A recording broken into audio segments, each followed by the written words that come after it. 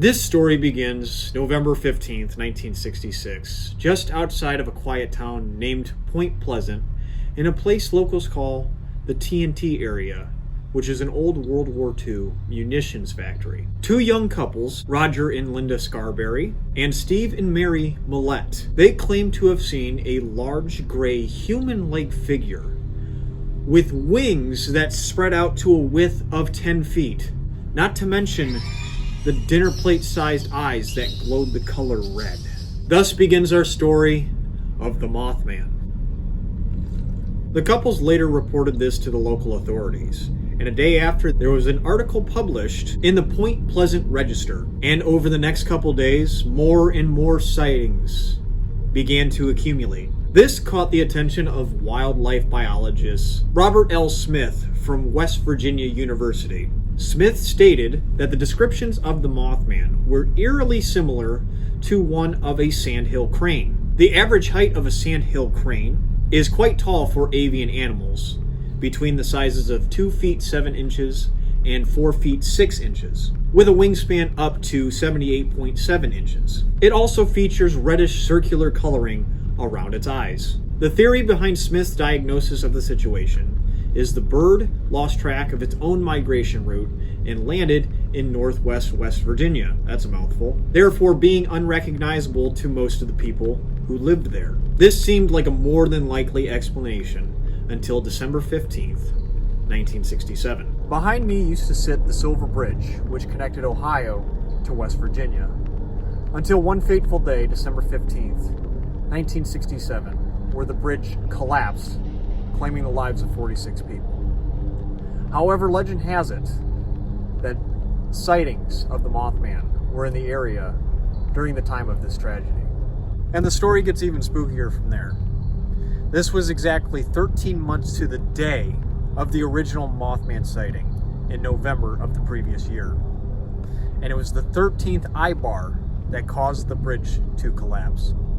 Just like that, the Mothman craze resurfaced. The cryptid gained more nationwide notoriety in 1975 with the release of the book The Mothman Prophecies by John Keel. This book and Keel's investigations connected Mothman sightings to numerous paranormal and supernatural phenomena. These connections included UFOs, the Men in Black, and of course, the Silver Bridge tragedy. Adding on to this, a Georgian newspaper named...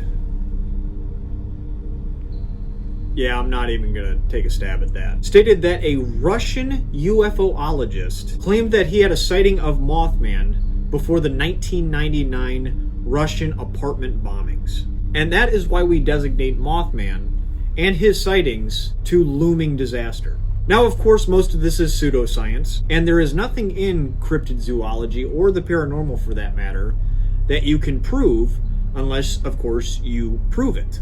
However, that does not mean you can't entertain the idea. Like me, for instance, I am more agnostic towards the paranormal and anything of that nature. But that did not stop me from traveling to Point Pleasant, West Virginia. The quiet town along the Ohio River has embraced him. They started an annual Mothman Festival in 2002 and even erected a statue commemorating the Mothman in 2003. And if you ask me, it is highly detailed and it had me thinking a certain kind of way. Mothman all kinds of caked up. This is one of the 4 locations I visited while I was in Point Pleasant, West Virginia. The second was right across the street on the corner of Main and 4th. This is the Mothman Museum, and I might add, the only Mothman museum in the world. This has a collection of testimonials, newspaper clippings, artifacts, and collectibles dedicated to the Mothman and his sightings. They even were playing one of the Mothman documentaries while I was in there. Why it was there, or what it meant. All facts, no printer, Mothman.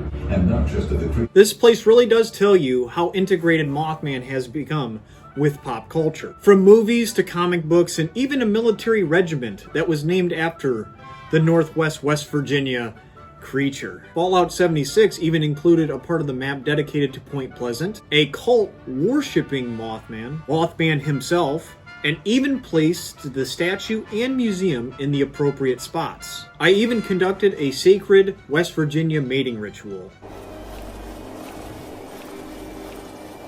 And before we go into spots 3 and 4, I would like to point out that I actually bought the statue while I was down there, and I'm gonna take this out of the box real quick and show you. I'd say that looks pretty good. What do you think, past Andrew? That's right, future Andrew. We put him right next to the Batman symbol. He is now a permanent piece on my set. The next stop for us was spot 3. Spot 3 was the Village Inn, mainly because we needed to stop for lunch, but the Village Inn actually has something pretty special for you if you become famished on your search for the Mothman. They actually have a pizza shaped like the cryptid that you can order and you can eat. Looks real good. The fourth and final stop in our time in Point Pleasant, West Virginia was the TNT area, or the munitions bunkers. Right now, I am standing right in front of the abandoned TNT bunkers. This is where the legacy of the Mothman began, when he was spotted in the area. Now, I will say, when I was walking through the forest, looking through the abandoned World War II bunkers, it was very eerie, and I can see where somebody would have a little paranoia if they were walking through that in a small group or even by yourself. And there are plenty of them. You can get lost very, very easily if you lose track. So that was my final stop in Point Pleasant, West Virginia, and then my long travel back to Northwest Ohio. In conclusion, I am not a believer in the paranormal or cryptid zoology, but I did want to do kind of a history of what makes Point Pleasant a very special place for a quiet riverside West Virginia town. I'm sure I have a few people watching this video who are firm believers in cryptid zoology and the paranormal, and I'm glad you stopped by. But I do have a theory of what happened that fateful night. There's a movie by the name of Mothra, which came out in 1961, and then in 1964 was Mothra versus Godzilla. Side note, old Godzilla is better than new Godzilla. I don't care who you are. That is not subjective. Old Japanese Godzilla is better than anything the American cinema has done. Fight me. I don't care. However, those two films were released previous to 1965, so here's where my theory comes in. 1960 was a time where a lot of drug use was going on, and maybe, the young couples went out to a secluded part outside city limits.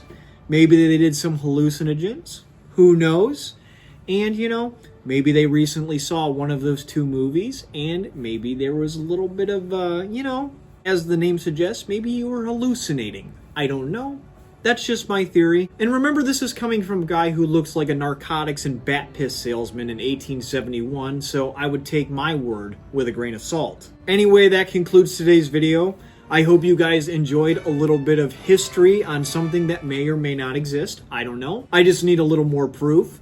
But like I said, it's always fun to entertain these sort of things because there is no harm in doing so. They're fun, they're entertaining, and me and my brother, who is named Alex M., who also has a YouTube, which will be linked down in the description, had a blast in Point Pleasant, West Virginia, and the people were really nice, the pizza was really good, and the Mothman Museum is very unique and one of a kind. There's only one Mothman Museum, and I suggest you go down there because it's cheap, and you can take your family or your girlfriend, your boyfriend, whatever have you, and have a really fun day for a very, very low cost in Point Pleasant, West Virginia. If you like the history of cryptids, I know this isn't what I usually do on the channel, but I had fun filming it, and I had fun putting it together. The O states in particular have an infatuation with Bigfoot, and the O states are obviously Ohio, Oklahoma, and Oregon, so I'm in one of those key states that has a lot of Bigfoot sightings. Salt Fork State Park in particular down in southeastern Ohio is supposed to be the hotbed of all the Bigfoot sightings, and actually the show Finding Bigfoot on Animal Planet went down there and tried to search for him. So if you like this video, I can easily head down there and film a little bit there and see if we can get a Bigfoot sighting. So let me know down in the comments if you'd like to see something like that. Hit that like button if you enjoyed this type of video. And thank you to everyone who is subscribed. I really do appreciate it. But if you come across this video and you liked it, or you came across another video of mine and you like them, think about subscribing because I do stuff like this all the time. And you're a daisy if you do.